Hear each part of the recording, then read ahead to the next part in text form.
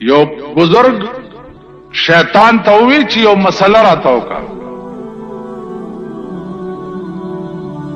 شیطان ورتووی چې بزرگ صاحب زما مسلې خټولې داسې دي چې خلق ته کافر شي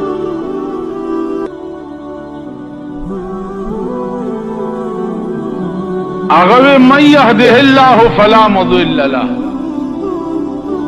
چاته چې خدای هدایت کړی هغه ته نشي گمراه کولی خو هسې نن مې شوق پیدا شي چې د شیطان نوم یو مسله واورم شیطان ورته وویلې چې ښه ده نو په خدای قسم چې ستا دومره ښه نیت دی نو زه به هم درته ټیک مسله وکړم غلطه به درته نه کړم وی ګوره ته خو پیرې خلق د لاسونه صفایي خپې د ښکلوي سجدې درته لګوي لوی ولی او بزرګ خو پیر صاحب یو نصیحت مې واوره چې داسې چرې ونه وی ګورئ چې زه هسې نه چې د مریدانو په غرور کې راشي چې زما لکونه او زرګونه مریدان دي او زه خو جوړ ډېر لوی سړی یم نو وی پیر صاحب چې داسې چرې ونه وی چې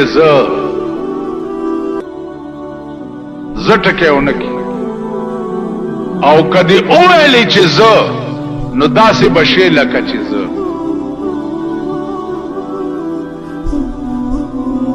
شیطان ورته وایي چې که دې وویلې چې زه نو داسې به شې لکه چې زه ما 6 لکه کاله د خدای عبادت کړی 6 لکه کاله په دې ځمکه مې داسې ځای نه دی پرېښی چې زما د سجدې نه دی وتی او یو ټکی مې وکړو یو ټکی چې الله راته ووایي چې آدم علیه السلام ته سجده وکړه نو ما ورته ووایي چې قال انا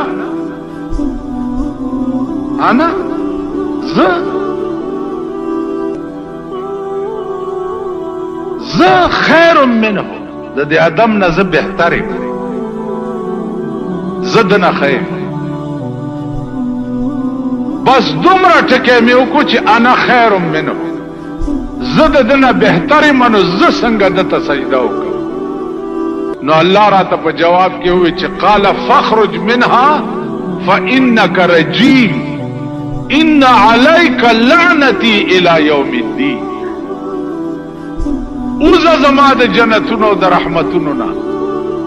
او ان عليك لعنتي الى يوم الدين ابلیس تر قیامت پورې مې لعنتي کړی دا انا ټکی دی ولې و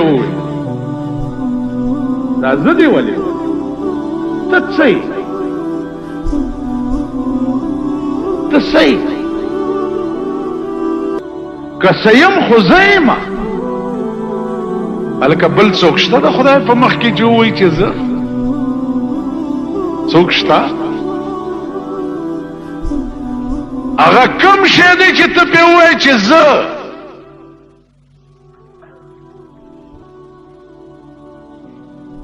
نو زما عزیزان دا زه ټکی چې دی نن ستا ټول ملک تباه کړو اوس هغه زه ټکی بیا شروع شوی هر یو چې راشي رونو زه به داسې یم رونو زه به داسې یم رونو زه به داسې یم نو نتیجه به یې ګورئ او داسې بدتره نتیجه به یې ګورئ چې الله دې امان راکړي ما نن چا تپوس وکړو چې دا تاسو ملیانو هم سړی ودرولی دي مال مونږ ملیانو ولا قرآن ورکړی دی چې ستا آواز به په اسمبلی کې صرف د دین د پاره وي که نور دې ټتو کو چې یا به زه سړک جوړ کم یا به ملک ټیپر کم ټت یې وکړو نو په دې ټکي کلمه تېره کو قرآن زه به نه وې که دې زه ووې نو ښه به نه نو زما عزیزانو دا زه ټکی ډېر خطرناک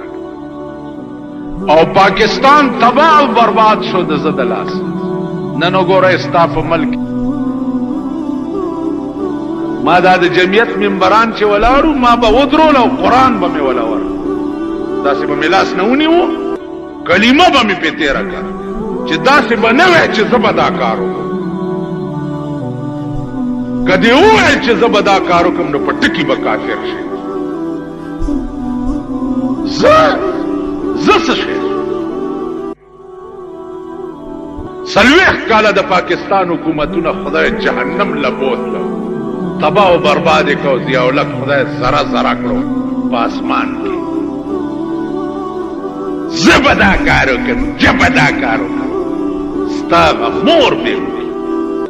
خدای چې کوم کار نه کړی هغه به بند نه وکړي د ټولو د خدای دعوې کړې وې